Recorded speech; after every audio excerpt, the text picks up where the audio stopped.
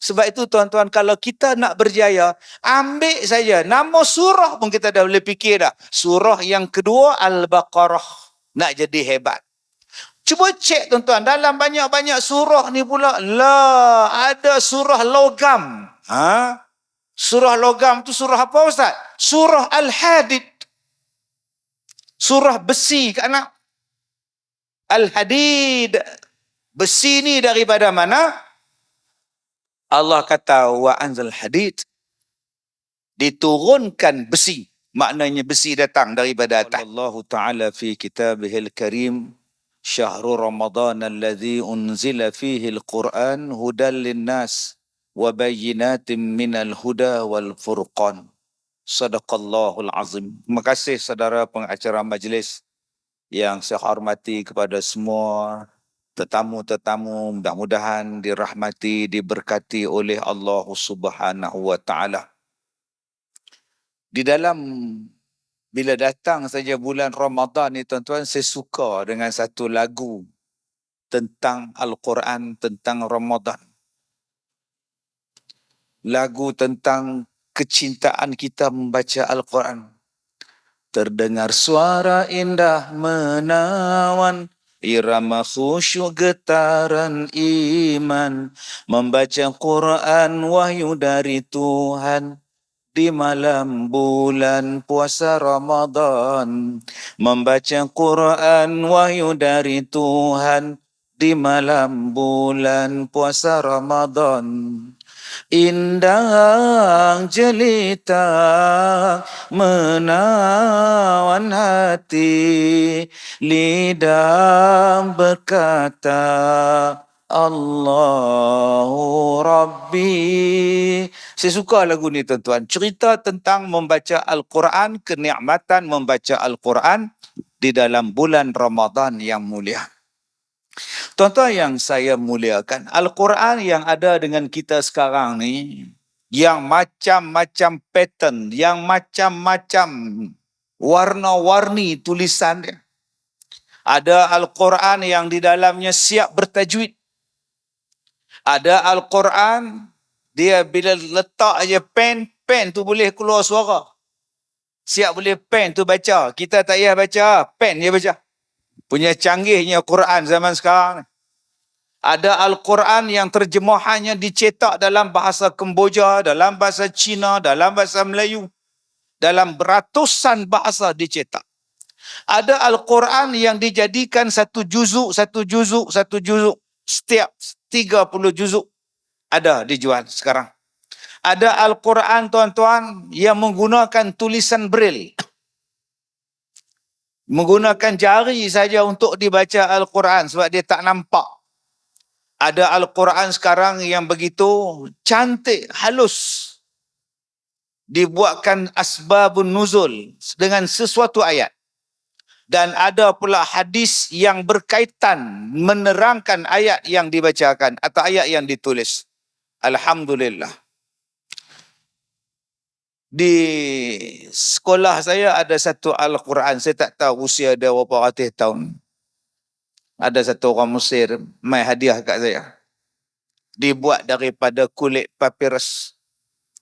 Pada kertas papirus yang kita pergi Mesir, kita duk tengok tulisan cerita tentang Firaun dan sebagainya, mereka gunakan daun papirus untuk buat. Saya tak tahu tuan-tuan, Al-Quran tu dibuat dengan tembaga. Kulit dia dibuat dengan tembaga. Itu kalau empuk kepala kita tu, Allah tuan-tuan tak raya kita, duk raya di hospitalnya. Berat Al-Quran. Tetapi tuan-tuan pasti tak? Tuan-tuan tahu tak bahawa Al-Quran yang asalnya yang ditulis di zaman Rasulullah bukan macam Al-Quran yang kita baca sekarang. Yang ada di zaman Rasulullah dulu, ada hurufnya terpisah-pisah. Satu. Yang ditulis di zaman dahulu, baris tidak ada. Titik tidak ada. Maka ditulis, kalau dal samalah dengan zal. Kalau ra samalah dengan zai. Kalau sin samalah dengan shin. Tetapi tidak menjadi masalah kepada masyarakat pada masa itu kerana mereka adalah orang Arab. Mereka berbahasa dengan bahasa Al-Quran. Walaupun tidak ada baris, walaupun tidak ada macam yang ada sekarang ni, tak jadi masalah kepada mereka. Kemudian Al-Quran itu dihafaz oleh para sahabat. Ada beberapa orang sahabat Nabi yang kuat menghafaz Al-Quran. Antaranya 4 Khalifah Ar-Rashidin. Ini memang hafaz Quran. Okey. Kemudian datanglah Zaid bin Sabit, Abdullah bin Zubair dan sebagainya. Dan Nabi pula melantik beberapa orang untuk menulis Al-Quran. Antaranya ialah Muawiyah bin Abi Sufyan. Antaranya ialah Khalid Al-Walid. Antaranya ialah Zaid bin Harisah. Mereka ini adalah pencatit-pencatit Al-Quran. Baik, tuan-tuan yang saya muliakan. Bagaimana Al-Quran itu diturunkan kepada Nabi Muhammad sallallahu alaihi wasallam. Allah Ta'ala sebut dalam Quran, Bismillahirrahmanirrahim, Inna anzalnahu fi lailatul qadr. Wa ma adraka ma lailatul qadr. Al-Quran itu sesungguhnya diturunkan pada malam Al-Qadar. Malam Al-Qadar itu ada di mana? Di dalam bulan kita sekarang. Sebab tu tuan-tuan, kita kena cari benda ni. Bila rebut, mengintai, bila berlakunya Lailatul Qadar. Kerana sangat istimewa. Ustaz, ada orang kata Lailatul Qadar ini pada 10 malam terakhir. Tetapi saya baca sambutan nuzul Al-Quran, turun Al-Quran 17 Ramadan. Kata Lailatul Qadar 10 malam terakhir. Kenapa Al-Quran turun pada nuzul Al-Quran 17 Ramadan? Oh, sudah. Bagi orang yang nak cari buat pening kepala, dia pening kepala. Kata Lailatul Qadar. Tapi cuti 17 Ramadan. Ini yang aku pening ni, kata dia. Tak payah pening bang. Al-Quran itu melalui beberapa proses penurunan daripada Luh Mahfuz. Dia ada satu sekaligus di Luh Mahfuz. Kemudian daripada Luh Mahfuz diturunkan kepada Baitul Izzah, langit dunia. Daripada situ langit dunia diturunkan pada Nabi Muhammad. Yang tu yang diturunkan pada 17 Ramadan. Yang Luh Mahfuz mai turun kepada Baitul Izzah itu diturunkan pada malam Al-Qadar ataupun Lailatul Qadar. Sekaligus turun. Kepada Nabi Muhammad diturunkan. Ulama-ulama bersepakat mengatakan pada 17 Ramadan, sikit-sikit turun selama 23 tahun. Maknanya tetap dia turun sekaligus pada malam Al-Qadar daripada atas ke langit dunia. Daripada situ tuan-tuan, barulah turun pada Nabi Muhammad pada 17 Ramadan. Tuan-tuan yang saya hormati, bagaimana bentuk penurunan Al-Quran?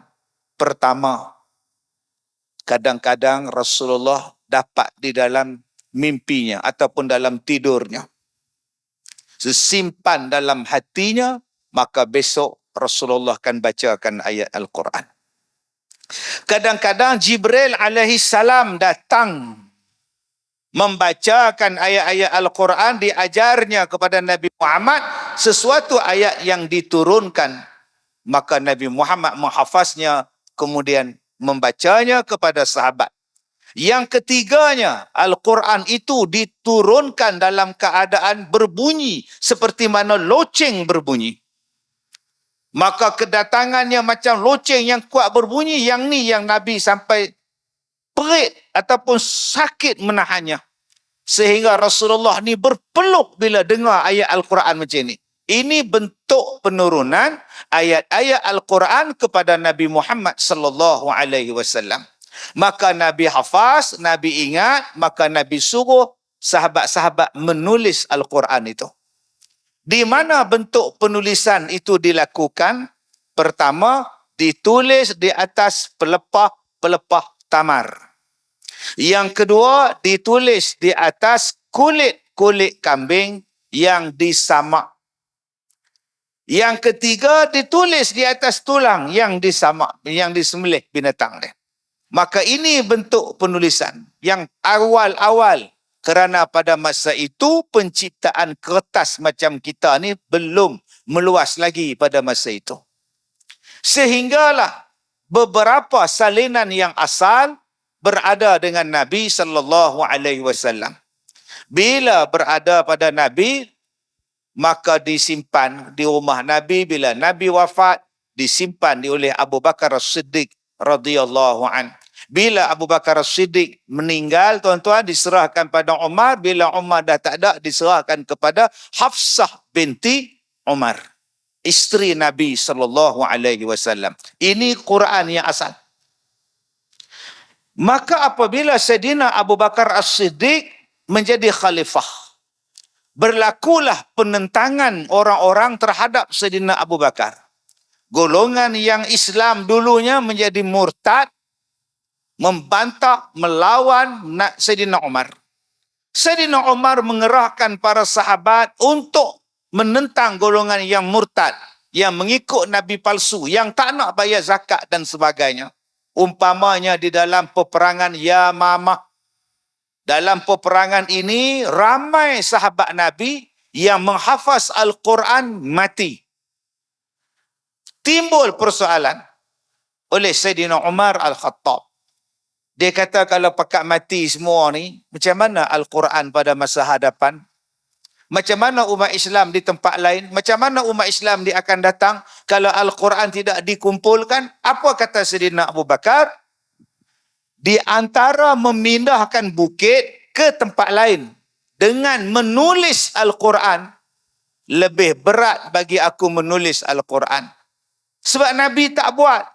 Nabi tak menulis Al-Quran banyak-banyak. Nabi tak buat, aku tak berani. Dia kata, engkau suruh aku kalihkan bukit, aku boleh kalih. Tapi kalau nak tulis Al-Quran, aku tak berani buat. Sebab Nabi tak buat. Akhirnya selepas beberapa lama berlaku, Sayyidina Umar dengan Sayyidina Abu Bakar bincang, maka Sayyidina Abu Bakar bersetuju untuk menulis Al-Quran. Diperbanyakkan Al-Quran. Maka dipanggil Zaid bin Sabit menulis Al-Quran, mengambil masa 15 bulan. Siap 6 buah Al-Quran. Ini Al-Quran yang kedua. Kemudian bila berlaku lagi sahabat yang ramai hafaz Al-Quran mati, maka tuan-tuan, Sayyidina Uthman ibnu Affan mula membanyakkan penulisan Al-Quran. Kerana apa? Kerana Islam telah sampai ke Spanyol. Islam telah sampai kepada Afrika. Islam telah sampai ke negara Asia. Islam sudah sampai ke Yaman. Islam sudah sampai ke Basrah. Islam dah sampai di banyak negara yang mana mereka bukan orang Arab.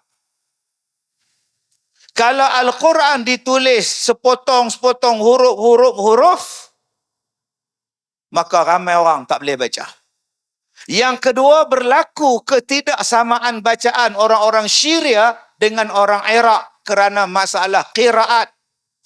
Maka perlu ada penyelarasan untuk orang boleh membaca Quran. Tuan-tuan, kalau kita tengok Quran yang asal, Taubat lahum dengan saya pun tak erti baca, tuan-tuan. Baris tak ada, titik tak ada.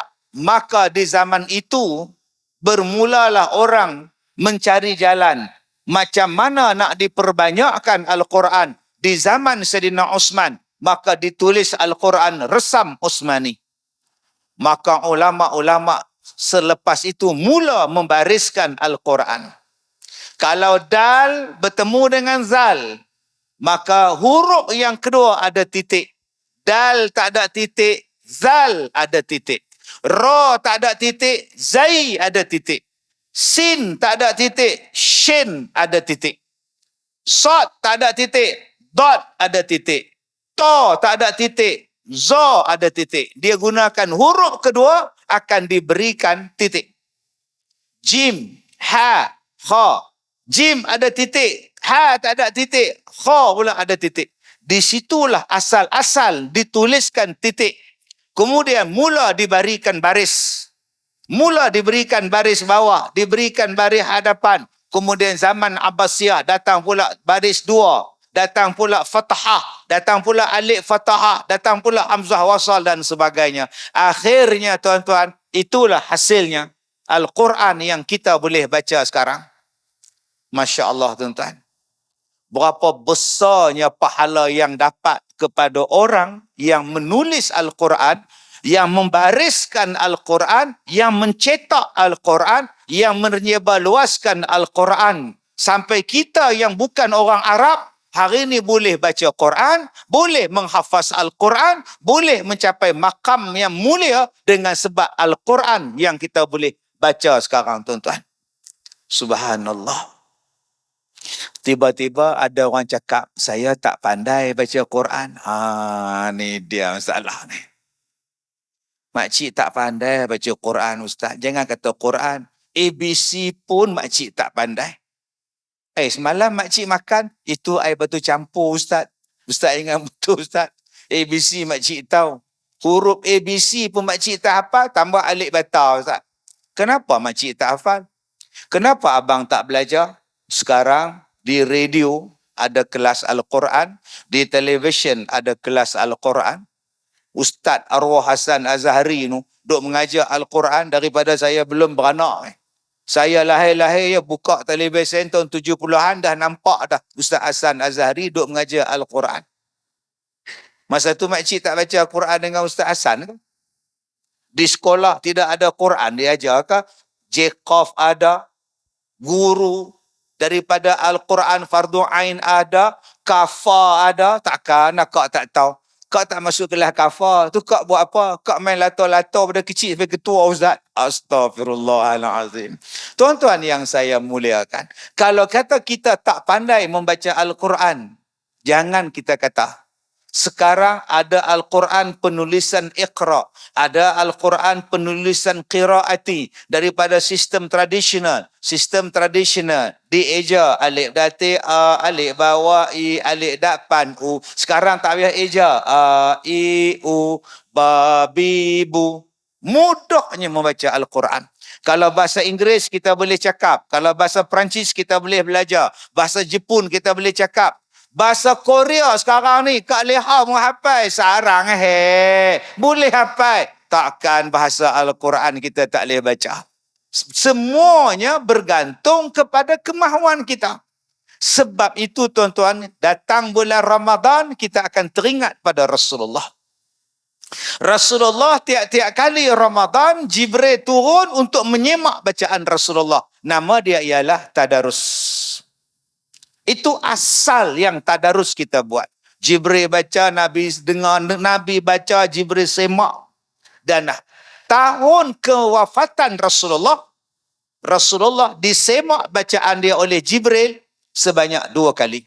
2 kali Nabi habiskan Al-Quran di hadapan Jibril untuk disemak oleh Jibril. Masya Allah. Maka pada tahun itu Rasulullah wafat, meninggal dunia. Tuan-tuan yang saya muliakan, bagaimana kita nak menjadi orang yang hebat, makam yang mulia, keberkatan yang mulia? Jawapannya ialah ada di dalam Al-Quranul Karim. Seronoknya tuan-tuan kalau kita ni berpegang kepada Al-Quran. Tuan-tuan nak kemuliaan di dunia, ada di dalam Al-Quran. Tuan-tuan nak kemuliaan di akhirat pun ada di dalam Quran. Sebab apa? Sebab hari ini orang melihat wang itu sumber kejayaan. Orang yang berjaya ialah orang banyak wang. Aku kaya, aku kaya, aku kaya. Tak apalah engkau nak jadi kaya. Bagus. Dengan kaya kau bayar zakat. Dengan kau kaya kau pergi jumpa PPZ ni kau bayar zakat. Apa masalah? Lagi bagus. Kita hari ni bila tengok orang kaya, kita marah. Tapi bila nak minta bantuan, jumpa orang kaya. Ni pun masalah juga. Adakah Islam melarang kita menjadi kaya? Tak, tuan-tuan. Dalam Quran punya banyak ayat. Bagaimana untuk jadi orang yang berjaya. Ayat tentang وَمَا أَنْفَقْتُم مِّنْ شَيْءٍ فَهُوَ يُخْلِفُهُ. Apa yang kamu belanjakan pada jalan Allah, Allah ganti balik. Allah jamin dalam Quran tu. Siapa-siapa yang bersedekah, Allah naikkan ganjaran 700 kali ganda. Dalam Quran sebut, masalul ladzina yunfiquna amwalahum. Maknanya Allah suruh kita jadi orang hebat. Dengan apa? Dengan salah satunya ialah kekayaan. Tapi ada setengah orang diajar. Jangan jadi kaya, nanti lambat masuk syurga. Biarlah miskin. Akhirnya kutiklah derma kat tepi bank no. Pilah ketuk cermin kereta kat traffic light duit. Pasal apa? Saya miskin. Kenapa tak kaya? Nanti lambat masuk syurga. Oh, sudah tuan-tuan. Berapa banyak sahabat Nabi yang kaya? Ada Nabi larang. Abu Bakar kaya, Osman kaya, Abdul Rahman bin Auf pun kaya, Khabab tu pun kaya akhirnya. Adakah Nabi kata pada Abdul Rahman bin Auf, jangan kau jadi kaya, nanti lambat masuk syurga. Adakah Nabi suruh Utsman ibnu Affan jual segala ladang korma dia? Tak. Sampai sekarang ladang korma Utsman ibnu Affan masih ada lagi. Masih ada lagi tuan-tuan wakaf daripada dia. Sampai sekarang ni, berapa ribu tahun, 1400 tahun. Orang paling kaya agamanya Abdul Rahman dengan Utsman ibnu Affan ni tuan-tuan. Tuan-tuan yang saya muliakan. Surah yang pertama, surah Al-Baqarah, Al-Fatihah. Surah susunan yang kedua, Al-Baqarah. Surah lembu betina. Kak Nak, lembu betina. Nama dalam Quran, lembu. Atau tak ada nama lain ke? Al-Fatihah, surah Muhammad ke? Letaklah surah Aisyah ke?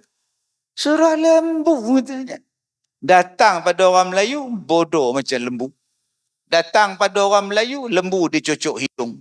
Datang pada orang Melayu, kamu ingat aku ni lembu ke? Boleh dicocok-cocok. Lembu digambarkan sebagai bodoh. Lembu digambarkan sebagai binatang bodoh. Tapi dalam Quran, lembu diletakkan surah nombor 2. Nama dia Al-Baqarah. Fikir. Afala yatadabbarun al-Quran. Apa kamu tak berfikir tentang Al-Quran? Yatadabbaru. Tadabbur. Tuan-tuan cuba tengok. Bila orang kita tak nak bela lembu. Australia bela lembu. New Zealand bela lembu. Belanda bela lembu. Hari ini susu lembu dia orang ada dalam peti ais kita. Tuan-tuan tahu perusahaan daripada susu lembu $1 trilion setahun. Lembu di Australia, New Zealand, Belanda tu lagi banyak pada orang. Banyak lembu pada orang di negara dia orang. Kita nak beli lembu pun import daripada negara dia orang. Padahal Al-Quran kita baca, Al-Quran kita hafaz, Mahat Tahfiz berselerak satu Malaysia ni.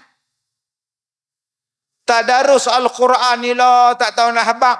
Quran hour, Quran time, ya Allah. Lembu tak bela. Apa salahnya bela lembu? Akhirnya orang bukan Islam ambil. Di rumah peti air kita sekarang ada susu lembu mereka. Dan orang kita pula nak bagi pujuk hati, jangan minum susu lembu, nanti bodoh macam lembu. Astaghfirullahalazim. Tu jangan makan telur ayam, nanti jadi ayam. Susu tu Allah sebut dalam Quran, susu binatang untuk kebaikan.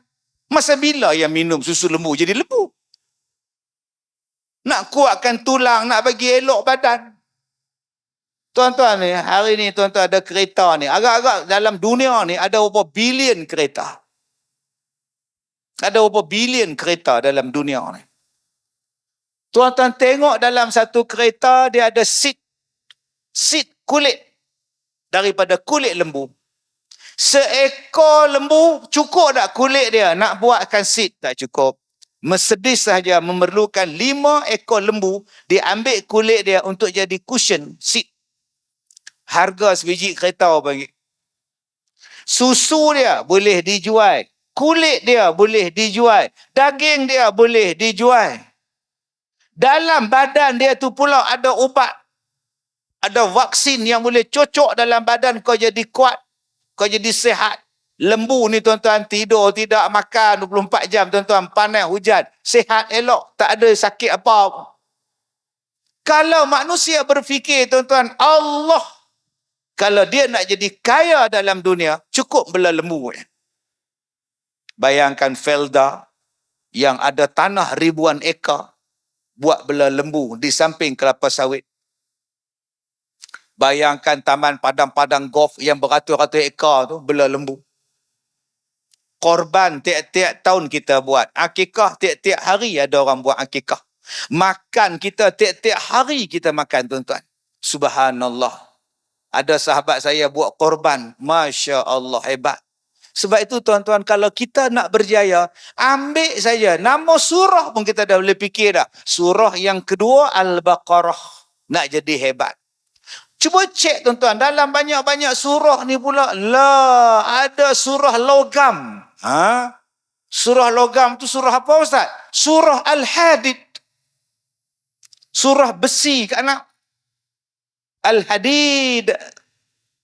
Cuba tuan-tuan tengok Masjid Muhammadiyah yang cantik ni, tuan-tuan. Allah. Atasnya ada kubah, bawahnya pula ada kubah bawang separuh nama dia. Nu atas nu bawang penuh, tuan-tuan. Ni hak tepi-tepi ni bawang separuh. Ni jenis arkiteknya ni, tuan-tuan ni. Adalah sebab dia orang buat macam ni untuk suara, pengudaraan dan sebagainya. Kenapa tak jatuh ya kubah ni? Kalau jatuh bawah, syahid yang di bawah ni, tuan-tuan. Tegak betul tiang dia, cantik betul tiang dia. Kalau akak rajin, akak ambil mesin, akak tembak gerudi tiang tu, ada besi kak. Dalam dia ada besi, tiang dia ada besi, bawah ni ada besi. Besi tu yang menyokong dia. Nama dia apa? Hadid. Rupanya ada satu surah di dalam Al-Quran namanya surah besi. Soalan dia, besi ni daripada mana? Allah kata wa anzal hadid. Diturunkan besi. Maknanya besi datang daripada atas. Besi itu anugerah Allah. Kamu ambillah besi, jadikan manfaat pada kamu. Soalan dia, berapa ramai orang Islam yang menguasai industri besi, perindustrian besi yang melibatkan besi? Sampai nak cari kepala lori pun cari bangsa lain. Nak jual besi buruk pun pergi jual pada tokek. Kita hanya cari besi buruk. Kadang-kadang besi tak buruk pun dia curi. Penutup longkang pun dia sapu, penutup tandas pun dia sapu. Jom tuan-tuan, kita gerakkan ekonomi bangsa kita, umat kita.